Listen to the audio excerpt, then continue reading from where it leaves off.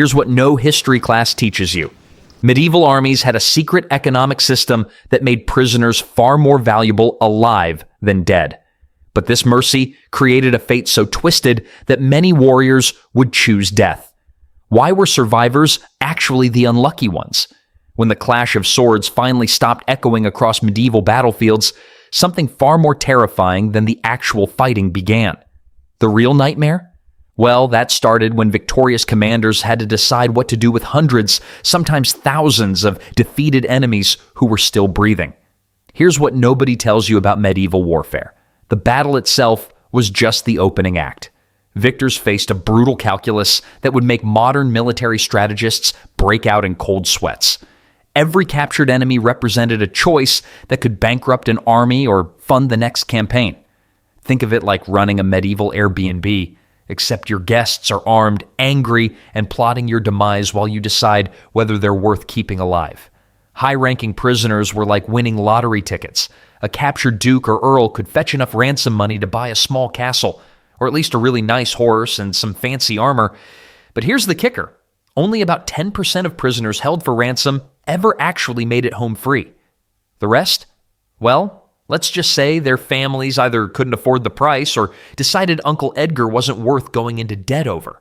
Medieval captors weren't running charity operations. They looked at each prisoner and asked themselves one question. Can this guy make me money, or is he just going to eat my food and complain about the accommodations? The cruel mathematics were simple. Feed a prisoner for months while waiting for ransom? That's expensive. Use him for forced labor? More practical. Execute him on the spot? Free. But you lose any potential profit. It was like the world's most violent business school case study. But wait, it gets worse. Being captured didn't just mean you might die. It meant your entire social status hung in the balance. A knight who got captured could return home to find his land seized, his title revoked, and his reputation destroyed faster than a wooden shield in a thunderstorm. The most shocking part? Some prisoners actually preferred death to capture. They knew what was coming. Chained labor gangs, forced oaths of loyalty to their enemies, or years rotting in dungeons that made modern prison cells look like luxury hotels. However, here's where things get really interesting. Some captors realized they weren't just holding prisoners, they were sitting on potential gold mines. The smart ones knew that how they treated their captives could determine whether they become rich or end up feeding crows themselves. But what choices did these medieval captors actually have? Medieval captors weren't just swinging swords and calling it a day. They had to make some pretty calculated, it's business decisions that would make a modern CEO jealous. Think of it like running a twisted medieval pawn shop, except instead of watches and jewelry, you're dealing with actual people. Knights were basically walking ATMs in armor. A single captured nobleman could fund an entire military campaign through ransom money. We're talking serious cash here, sometimes equivalent to what a peasant family would make in 50 lifetimes. So when a captor spotted a fancy coat of arms, their eyes probably lit up like a slot machine hitting a jackpot. But here's where it gets interesting. Captors had three main options on their medieval menu: ransom, forced service, or execution. It was like a twisted game show where the prizes were freedom, slavery, or death. For high-ranking prisoners, ransom was the golden ticket.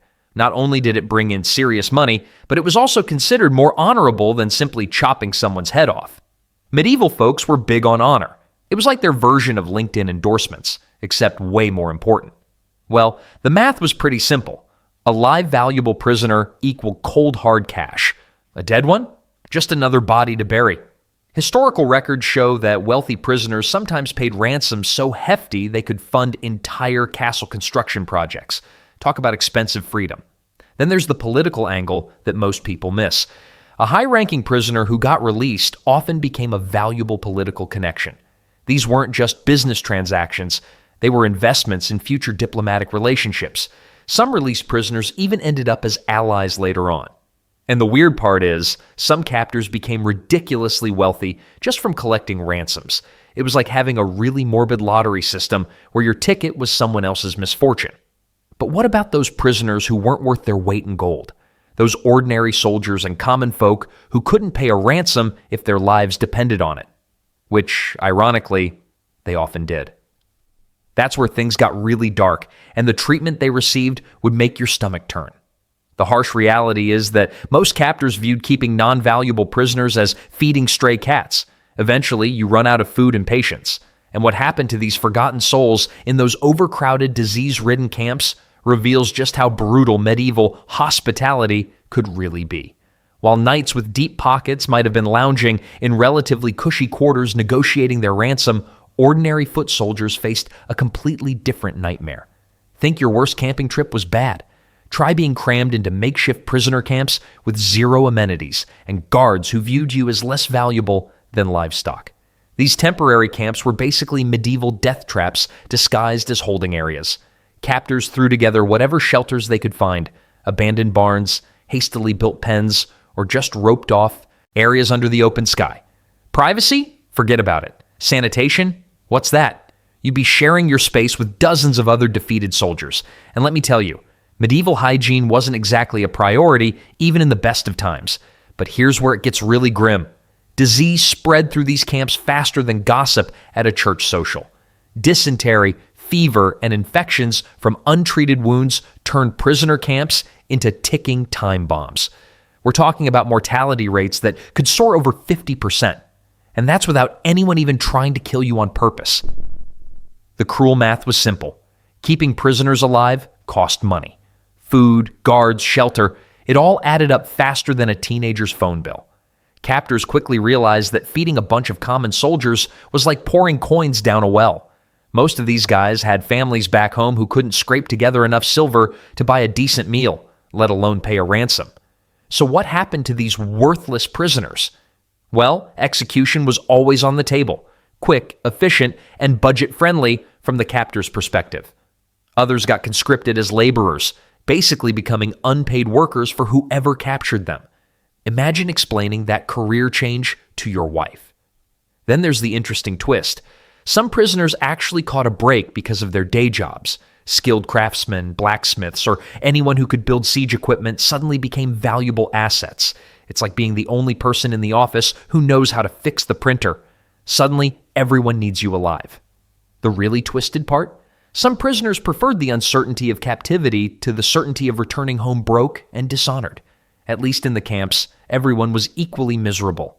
Makes you wonder what kind of conditions these soldiers were fleeing from in the first place. But not everyone accepted their fate quietly. Some prisoners had entirely different plans brewing in these hellish camps, plans that involved a lot more risk than simply waiting around to die. You know what's funny about medieval prisoners? They had something our modern inmates don't. Genuine hope for a jailbreak that didn't involve decades of planning and hacksaws hidden in cakes.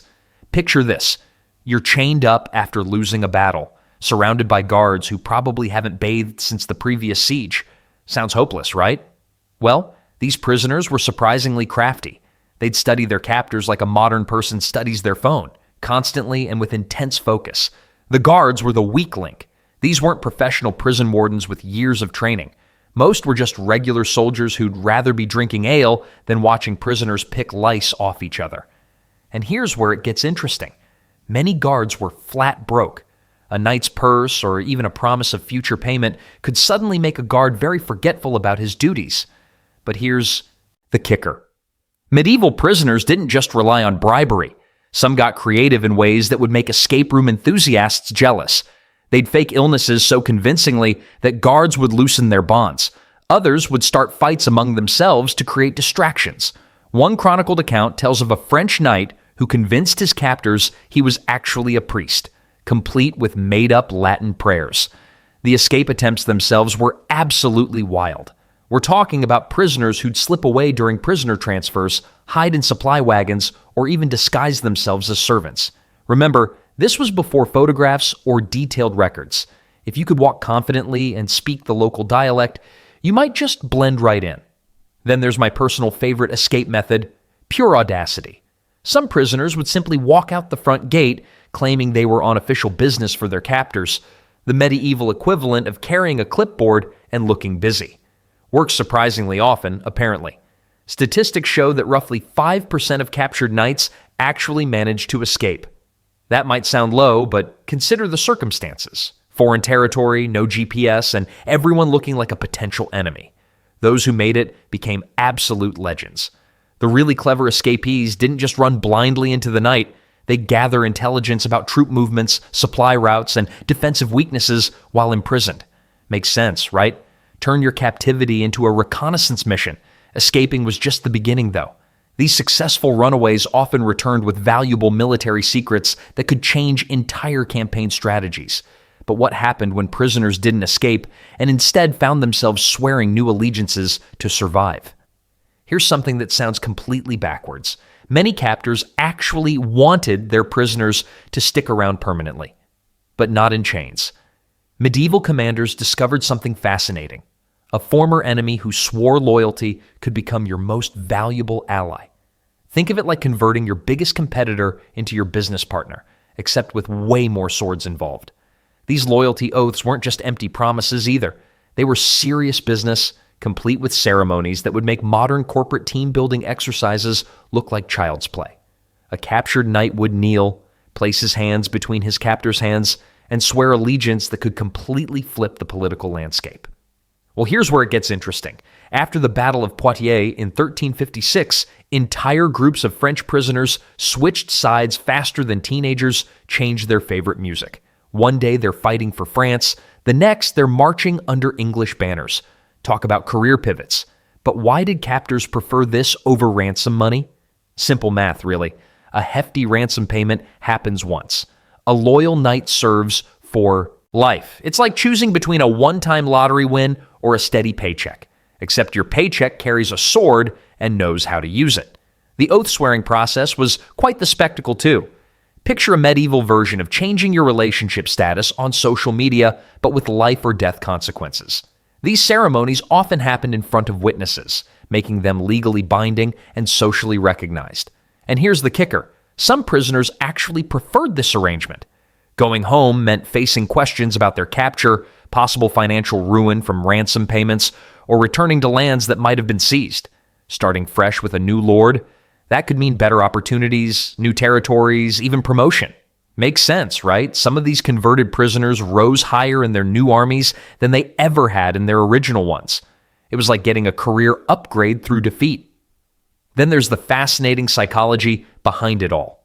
Captors who successfully converted enemies earned serious respect among their peers. It showed political savvy, strategic thinking, and leadership skills that went beyond just winning battles. The converted prisoners often became the most trusted advisors too. Who better to understand your enemy's tactics than someone who used to fight for them? They brought inside knowledge, battle strategies, and sometimes even helped recruit more of their former comrades. But not everyone back home appreciated these career changes. Former allies sometimes viewed oath switchers with suspicion, creating a whole new set of social complications that these medieval turncoats had to navigate carefully. What happened when these loyalty oaths went wrong, though? Here's the thing about medieval captors that most people never consider. Some of them actually had functioning brains. Shocking, I know. While Hollywood loves showing barbaric warlords who treat prisoners like cattle, the smartest commanders saw their captives differently. They recognized that the guy cowering in chains might be worth more than gold if handled correctly. A skilled blacksmith could forge weapons. A talented scribe could handle correspondence. An experienced engineer could design fortifications. Makes sense, right? Why kill someone who could make your army stronger? The clever captors started asking questions. What can you do? Where are you from? Who trained you? It was like a medieval job interview, except failure meant death instead of just awkward silence. But here's where it gets interesting, and this might surprise you. Some prisoners and their captors actually became friends. Real friends, not the fake, please don't execute me kind of friendship, but genuine bonds forged through shared experiences. Take the famous case of Sir Geoffrey de Montfort and his captor, Lord William de Braos. Geoffrey was captured during a skirmish in 1243, expecting the worst. Instead, de Braos discovered that Geoffrey shared his passion for falconry. They spent hours discussing hunting techniques, bird training, and the finer points of medieval sport. By the time Geoffrey's ransom arrived, both men were reluctant to part ways. Well, that's not your typical prisoner-captor relationship, is it? These humanizing moments happen more often than you'd think. Shared meals led to conversations about families back home. Card games, yes, they had card games, broke down barriers. Some captors even allowed prisoners to write letters, knowing that maintaining morale meant better cooperation. The weird part is how these relationships affected entire regions. When former prisoners returned home, they carried stories about their captors' honor or kindness. This word-of-mouth advertising sometimes prevented future conflicts. Why attack someone whose reputation for fair treatment preceded them? Smart captors understood something that modern managers would recognize. Treating people decently gets better results than fear and intimidation. Revolutionary concept, right? Chronicles from the period describe elaborate feasts where prisoners dined alongside their captors as guests rather than property. Some captors even asked for advice on military matters, recognizing that their prisoners might offer valuable perspectives. Then there's the fascinating phenomenon of captors who became mentors. Experienced knights teaching younger prisoners advanced combat techniques, scholars sharing knowledge across enemy lines. It was like a twisted medieval exchange program, but not every captor possessed this wisdom, and the consequences of falling into the wrong hands could be absolutely terrifying. The difference between a thoughtful captor and a brutal one often determined whether justice would follow, or if it even mattered. Medieval courts weren't exactly what you'd call fair and balanced. Think of them more like a reality TV show where the producers already decided who wins before filming starts. When prisoners found themselves dragged before these so-called tribunals of justice, they were in for quite the theatrical experience. The whole setup was designed to make the victor look powerful and righteous. Picture a judge who's basically your captor's best friend, a jury filled with people who want to stay on the winning side, and evidence that mysteriously favors whoever's currently holding the sword. It's like trying to get a fair trial from your mother-in-law after you've forgotten her birthday. Good luck with that outcome. But here's where it gets interesting. These trials were public spectacles, almost like medieval entertainment. Townspeople would gather like they were watching the latest blockbuster movie.